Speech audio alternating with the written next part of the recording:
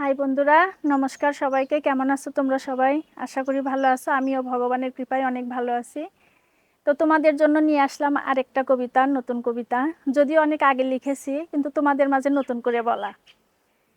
আমি যখন পড়াশোনা করতাম, আমার কিছু স্টুডেন্ট ছিল বা আমার ফ্রেন্ডেরাও ছিল, খুব অলস, পড়তে চাইতো না। তাই আর কি ওদেরকে ইন্ডিকেট করেই আমি এই কবিতাটা লিখেছি। তো শোনো না আমার কবিতাটা কেমন হয়েছে, আর সবাই কমেন্টে জানায়ও। আমার কবিতাটার নাম দিয়েছি স্টুডেন্ট লাইফ। স্টুডেন্ট জীবন সুখের জীবন, বলে গুরুজনে, জীবনকে সুখী করতে চাইলে পড়ো সদা মনে। স্টুডেন্ট জীবন কি যে জীবন, যে পড়ে সেই জানে, আর যে পড়ে না সে জানে না পড়ার কি যে মানে। বড় হতে চাইলে পড়ো, পড়ার নেই শেষ, তুমি বড় হলে পাবে সুন্দর একটি দেশ। একটি কথা সবাই বলে, তাই বলছি আমি, আদৌ এ কথা সত্য নয়, ভেবে দেখো তুমি।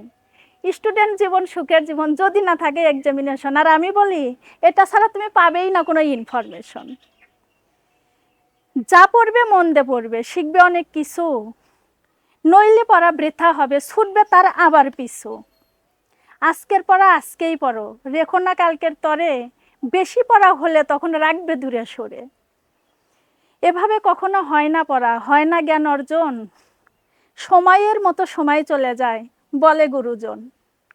পড়ার কোনো বিকল্প নেই, নেই তো কোনো মেরু, তাই তো সময় আর নষ্ট না করে আজ থেকেই করো শুরু।